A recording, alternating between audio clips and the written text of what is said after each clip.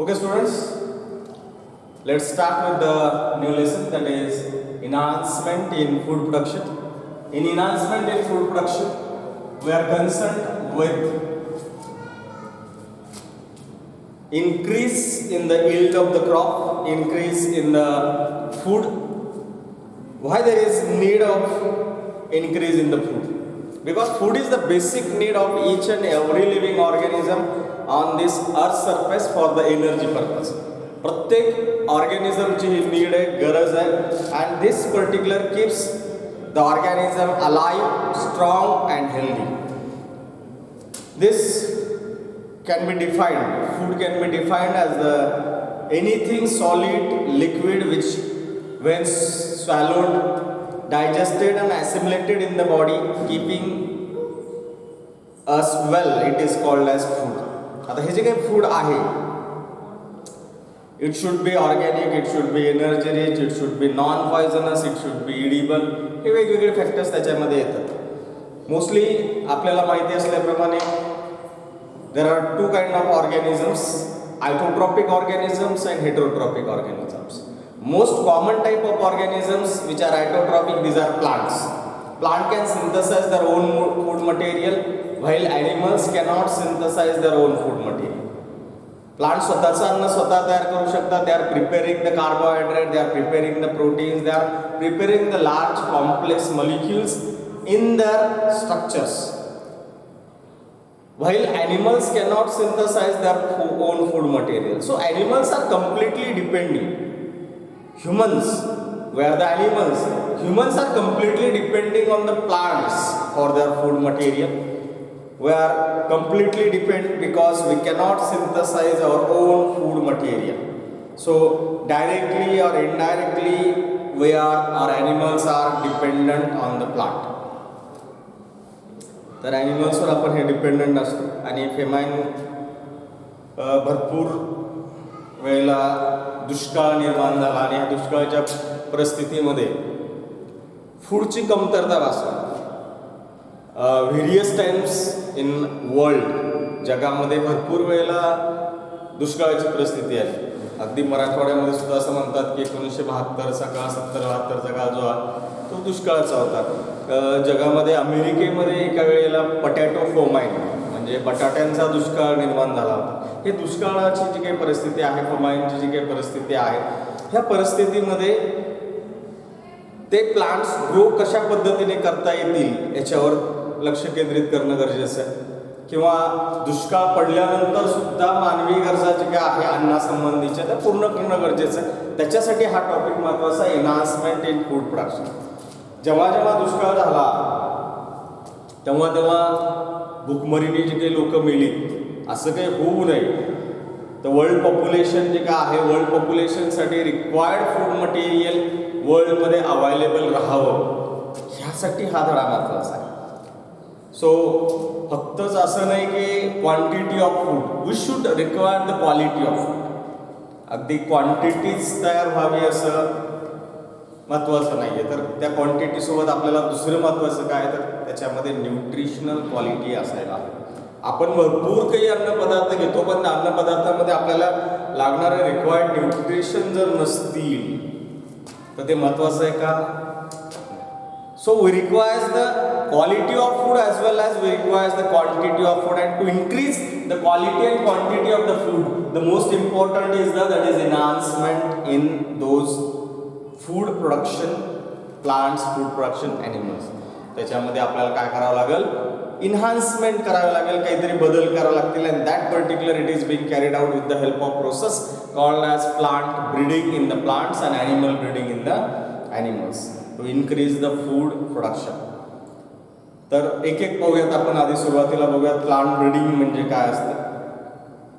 The improvement of purposeful manipulation in the variety of crops through the heredity to make the variety superior, it is mostly called as plant breeding. Plant breeding मध्ये आपण काय करतो तर specific variety choose करतो. त्या specific व्हरायटीचे जे काही हेरिडिटिकल कॅरेक्टर्स आहेत, जेनेटिकल कॅरेक्टर्स, ते genetical characters are being changed with the help of crossing technology और व्हेरियस टेक्नॉलॉजीज, वेगवेगळ्या टेक्नॉलॉजीजने आपण ते काय करत असतो, चेंज करतो, so that it will have the higher yield, ज्याच्यामुळे त्याच्यामध्ये हायर यील्ड येईल, ज्याच्यामुळे त्याच्यामध्ये न्यूट्रिशनल व्हॅल्यू येईल, जे काही आपल्याला रिक्वायर्ड डिझायरेबल कॅरेक्टर्स आहेत त्या डिझायरेबल कॅरेक्टर्स सहित ते क्रॉप असेल, and that is called as superior quality of the crop. आणि हे superior quality of the crop to be continued, ही जी काही प्रोसेस आहे it is called as plant breeding, त्याला आपण म्हणतो plant breeding. So plant breeding is nothing but the applied branch of botany. इट इज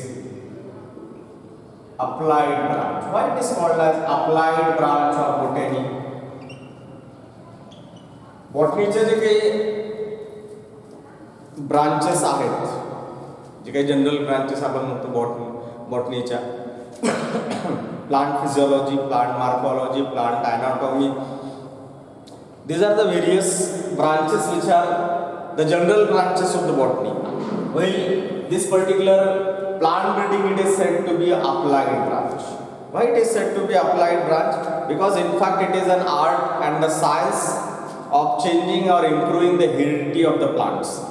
हे एक आर्ट आहे, कला आहे, it is a particular science as well to improve the plant, to change the heredity of the plant, to change the characteristics of the plant, and through which we get the superior quality of the plants or we get the superior quality of the crops.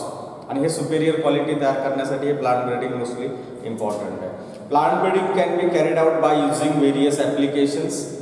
आता जे काही general branches आहेत, आपण म्हटलं की general ब्रांचेसमध्ये मार्फॉलॉजी येतं, anatomy येतं, त्यासोबत पॅथॉलॉजी येतं, त्यासोबत टॅक्झॉनॉमी येतं, त्यासोबत जेनेटिक्स येतं, त्यासोबत agriculture it is one of the branch, किंवा ह्या सगळ्या ब्रांचेसचं एकत्रीकरण किंवा ह्या ब्रांचेस वापरून आपण प्लांट ब्रीडिंग करतो. तर मोस्टली प्रिन्सिपल्स ऑफ जेनेटिक्स याच्यामध्ये वापरले जातात. आता प्रिन्सिपल्स ऑफ जेनेटिक्स आपण मेंडेलियन इनहेरिटन्स स्टडी केला आणि मेंडेलियन इनहेरिटन्समध्ये मेंडेलने वेगवेगळे एक्सपेरिमेंट केले. A tall plant is cross with the dark plant, one is genetically superior, another is dominant और अनदर इज जेनेटिकली रेसेसिव्ह. हे दोन प्लांट क्रॉस केल्यानंतर आपल्याला हायब्रिड व्हरायटीज बघायला मिळाल्या. तर अशा पद्धतीने हायब्रिडायझेशन टेक्निक जे काही केलं जातं, ज्याच्यामध्ये जेनेटिक्स वापरलं जातं, it is also the applied process of that principles of genetics. त्या प्रिन्सिपल्स ऑफ जेनेटिक्सचं आपण तिथे काय करतो, ॲप्लिकेशन करतो. As well as we are utilising the taxonomy. टॅक्झॉनॉमीचा कसा वापर करतो, तर taxonomy it is concern with classification of organisms. आणि हे क्लासिफिकेशन जे काय आहेत, जे काही plants closely resembling to each other आहेत, which are said to be species. तर एका स्पेसीजमध्ये वेगवेगळे टाईप असू शकतात, व्हेरियंट असू शकतात, आणि ह्या व्हेरियंटला क्रॉसिंग करून आपल्याला एक सुपेरियर व्हरायटी बघायला मिळू शकते. तर त्याच्यासाठी टॅक्झॉनॉमी सुद्धा महत्त्वाचं आहे. जसं आपण म्हणतो सॉर्गममध्ये 2 स्पेसीज बघायला मिळतात, सॉर्गम व्हल्गेर, सॉर्गम बायपोलार. तशाच पद्धतीने त्याच्यामध्ये व्हेरियंट सुद्धा वेगवेगळे बघायला मिळतात. आपण मार्केटमध्ये गेलो तर मार्केटमध्ये आपल्याला different type of jaw plants बघायला मिळते. किंवा आपण मार्केटमध्ये जर राईस बघायला गेलो तर rice different kind of rices we can see. तर हे डिफरंट काइंड ऑफ राईसेस जे काय आहेत, हे all these are the variants. आणि हे व्हेरियंट्स जे काय आहे, व्हेरियंट्स क्रॉस करून आपल्याला सुपेरियर व्हरायटी तयार करता येते. तर हे व्हेरियंट्स आपण कशावरनं डिस्क्राईब केले, it is due to the taxonomy. आणि ह्या टॅक्झॉनॉमीचा तिथे वापर करू शकतो आपण कशामध्ये, प्लांट ब्रीडिंगमध्ये.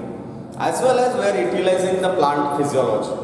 प्लांट फिजिओलॉजीचा वापर काय, तर प्लांटमध्ये कोणते न्यूट्रिशनल कॉम्पोनंट्स त्याच्यामध्ये आहेत, whatever the chemicals are there which are being produced by the plant normally as a secondary metabolite or primary metabolite, it is known by the physiology. आणि ह्या फिजिओलॉजीचा सुद्धा वापर आपण तिथे करतो, so that we can improve the plants. 2 variety आहेत, 2 व्हरायटीमध्ये एका व्हरायटीमध्ये एखादं स्पेसिफिक केमिकल असू शकतं, एकामध्ये नसेल. This particular chemical either it is useful or harmful. काही जे काही पल्सेस आहेत त्याच्यामध्ये ट्रिप्सिन इनिबिटर वगैरे अशी न लागणारी अनडिझायरेबल केमिकल्स त्याच्यामध्ये असतात.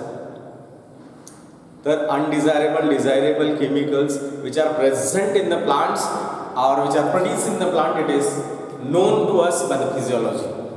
Another is that is agricultural techniques. Agricultural techniques आपण तिथे वापर करतो. As well as we are utilising the recombinant DNA technology. What is recombinant DNA technology? This is the molecular biology technique. Molecular बायोलॉजीमधला हे technique आहे. Recombinant DNA टेक्नॉलॉजीमध्ये mostly आपण काय करतो तर DNA रिकॉम्बिनेशन करतो. How DNA recombination has been carried out? तर DNA रिकॉम्बिनेशन जे काही कॅरिड आउट केलं जातं, so different kind of organisms are that and we are including the DNA of one organism into another organism through this particular technology that is called as recombinant DNA technology. तर अशा पद्धतीने वेगवेगळ्या टेक्निक्सचा तिथे वापर केला जातो. That's why it is called as applied branch of botany. So primary aims, आता ह्याचे एम्स अँड ऑब्जेक्टिव्स काय प्लांट ब्रीडिंगचे? ॲक्च्युली प्लांट ब्रीडिंगचा प्रायमरी एम जो काय आहे, to obtain a new crop variety which is superior to the existing. आता आपल्याकडे जे अवेलेबल व्हरायटीज आहेत त्या अवेलेबल व्हरायटीज पासून एक अशी व्हरायटी तयार करायची की जी सुपेरियर आहे त्यापेक्षा. So to obtain the superior variety with various characters, it is one of the aim of this, as well as this purposeful manipulation incorporates various objectives. त्याचे वेगवेगळे ऑब्जेक्टिव्स काय आहेत तर वेगवेगळ्या प्लांटनुसार हे ऑब्जेक्टिव्स बदल होतात किंवा त्या प्लांटच्या यूजनुसार हे ऑब्जेक्टिव्समध्ये बदल घडू शकतो किंवा बदल असतात. आता काय काय असू शकतं तर प्रत्येक प्लांटपासून आपण इल्ड घेत असताना इल्ड डिफरंट टाईपमध्ये कन्सिडर करतो. एक्झाम्पल फायबर क्रॉप्स जे काय आहेत तर फायबर क्रॉप्समध्ये इल्ड कन्सिडर करत असताना इंटरनोडल लेंथ महत्त्वाची असते. जेव्हा आपण लिफी व्हेजिटेबल्सचा विचार करतो तर लिफी व्हेजिटेबल्समध्ये लीव्हची संख्या आणि त्याची न्यूट्रिशनल क्वालिटी हे गोष्ट महत्त्वाची असते. जेव्हा आपण सीड क्रॉप्स म्हणतो, jowar, bajra, maize, all this cereals are there, ह्या सिरियल्समध्ये जेव्हा यील्ड कन्सिडर करतो इट इज नंबर ऑफ ग्रेन्सचं वेट किंवा ग्रेन्सची क्वालिटी हे आपण तिथं कन्सिडर करत असतो. जेव्हा आपण शुगर क्रॉप्स कन्सिडर करतो at that time quantity of sugar in that particular sugarcane or beet it is being considered. तर त्याच्यामध्ये असणारी शुगर क्वांटिटी, तर आपलं यील्ड वेगवेगळ्या प्लांटमध्ये वेगवेगळं असू शकतं आणि त्याच्यानुसार आपले जे काही ऑब्जेक्टिव्ज आहेत plant to plant in the plant breeding it is going to change. त्याच्यामुळे ते चेंज होत असतात. याच्यामध्ये महत्त्वाचे ऑब्जेक्टिव्स, कन्सर्न्ड ऑब्जेक्टिव्ह जे काय असतात it is first one yield of the crop. Yield मग ते शुगर क्वांटिटीमध्ये यील्ड असेल, it might be in the grain form, it might be in a particular field, how many plants are growing in a well manner, हे yield असू शकतं. किंवा quality of that particular yield, त्या उत्पन्न जे काही मिळालं, उत्पादन जे काही मिळालं त्याची क्वालिटी म्हणजे न्यूट्रिशनल क्वालिटी त्याच्यामध्ये महत्त्वाची. As well as resistance of that particular plant. Various plants are there which are suffered from the various disease. It might be fungal disease, it might be bacterial disease, it might be protozonal disease, it might be viral disease. तर वेगवेगळे डिझीजपासून जे काही plant सफर होतात हे diseases प्लांट्सला specific असतात. जे disease ज्वार प्लांटमध्ये होतात सेम डिझीज बाजरी प्लांटमध्ये किंवा मेस प्लांटमध्ये होतात नाही. किंवा सेम ऑर्गॅनिझम डिफरंट प्लांट्सला इन्फेक्शन करतो का? मोस्टली करत नाही. तर प्रत्येक प्लांटचे फंगल डिझीज वेगळे, बॅक्टेरियल डिझीज वेगळे आणि ह्या विरोधामध्ये ते प्लांट किती सर्वाईव्ह करतं ही कॅपॅसिटी जी काय आहे that is called as resistance to the diseases. It is also important. आपल्याला ह्यामध्ये ऑब्जेक्टिव्हमध्ये हे महत्त्वाचं आहे की आपण एक डिझीज रेझिस्टंट व्हरायटी तयार करू ज्याच्यामध्ये डिझीज होणार नाही, किंवा इन्सेक्ट रेझिस्टंट व्हरायटी तयार करू ज्याच्यामध्ये इन्सेक्टचा प्रभाव त्या प्लांटवर होणार नाही. So that is the as well as another thing is that is life span of that particular plant. आपल्याला प्लांटचा लाईफ स्पॅन काही याच्यामध्ये वाढवायचा असतो आणि काही याच्यामध्ये कमी करायचा असतो. जे पेरेनियल प्लांट्स आहेत, पेरेनियल प्लांट्समध्ये लाईफ स्पॅन जेवढा जास्त असेल तेवढं दरवर्षी आपल्याला फ्रूट्स मिळतील. जे काही आपले 2 ते 3 महिन्यामध्ये येणारे क्रॉप्स आहेत, ह्या क्रॉप्समध्ये आपण जेवढा लाईफ स्पॅन कमी करू तेवढं आपल्याला पुढच्या शेतीसाठी मशागत करायला सोपं जातं. त्यासाठी काही प्लांटमध्ये लाईफ स्पॅन कमी करायचा असतो, काहींमध्ये जास्त करायचा असतो. तर life span it is also the one of the objective for plant breeding. हे सुद्धा ऑब्जेक्टिव्ह आहे प्लांट ब्रीडिंगसाठी. ओके, ॲक्च्युली प्लांट ब्रीडिंग जे काय आहे, it is the method of altering genetic pattern of plants. हे मोस्टली काय आहे तर आपण अल्टर करतो. काय अल्टर करतो? We are altering the genetic pattern of plants. Genetic pattern म्हणजे काय तर प्रत्येक प्लांटमध्ये स्पेसिफिक जेनेटिक्स असतं, त्याचं स्पेसिफिक त्याच्यामध्ये न्यूक्लिओटाइड सिक्वेन्स असते ज्याच्यावर त्याचे कॅरेक्टर्स डिपेंड असतात किंवा त्याच्यावर त्याचे ट्रेड्स डिपेंड असतात. आणि हे ट्रेड्स किंवा कॅरेक्टर्स डिपेंड असणारे जे काही जेनेटिक्स आहे, ह्या जेनेटिक्समध्ये काहीतरी बदल होतो, ह्या जेनेटिक पॅटर्नमध्ये काहीतरी बदल होतो ज्याच्यामुळे आपल्याला सुपेरियर क्वालिटी मिळते. ॲक्च्युअल आपल्याकडे जे प्लांट आहे त्याच्यामध्ये बदल झाला तर आपल्याला सुपेरियर क्वालिटी मिळणार. आणि हे सुपेरियर क्वालिटी मिळण्यासाठी जेनेटिक पॅटर्नमध्ये जो काय बदल होतो टू इन्क्रीज दर value utility for human welfare, मानवी उपयोगासाठी त्याचं जे काही व्हॅल्यू आहे ते इन्क्रीज करणं किंवा युटिलिटीसाठी ते इन्क्रीज करणं, it is the method of plant breeding. हे प्लांट ब्रीडिंग मेथड आहे. आणि प्लांट ब्रीडिंगने मोस्टली काय केलं जातं तर इल्ड इन्क्रीज केला जातो, quality of the crop increase केला जातो, tolerance capacity, tolerance to the drought condition, tolerance to the water blocking condition, tolerance to the temperature condition, all this environmental factors are there. ह्या environmental फॅक्टर्सची tolerant activity त्याच्यामध्ये निर्माण करणं, it is also that. As well as insect tolerance capacity. तर insect जे काही वेगवेगळे paste आहेत, ह्या पेस्टमुळे सुद्धा ऑर्गॅनिझम्समध्ये वेगवेगळे इल्ड रिड्यूस करण्याच्या प्रोसेसेस होत असतात. भरपूर असे एक्झाम्पल, ज्वारमध्ये मीज फ्लाय नावाचा इन्सेक्ट आहे किंवा कॉटनमध्ये बोलवम नावाचा इन्सेक्ट आहे, ज्याच्यामुळे आपल्याला जे काही मिळणारा इल्ड आहे ते रिड्यूस होतं. आणि ह्या इन्सेक्ट विरोधात टॉलरन्स कॅपॅसिटी प्लांटमध्ये निर्माण करणं, ज्याच्यामुळे आपलं इल्ड जे काय आहे रिड्यूस होणार नाही, इल्ड इन्क्रीज होईल. It is also one of the thing.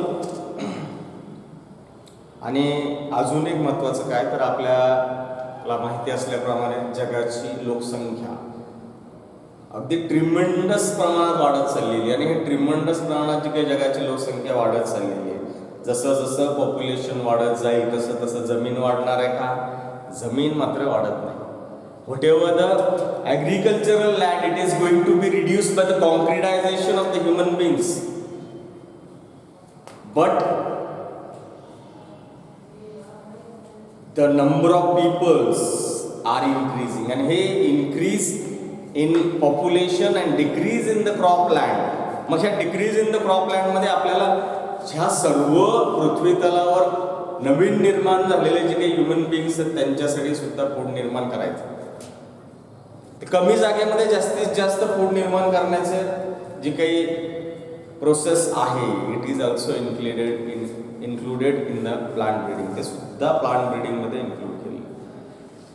So that is the fight against the hunger. तर आपण इथे थांबूयात. Have a nice time, enjoy your self.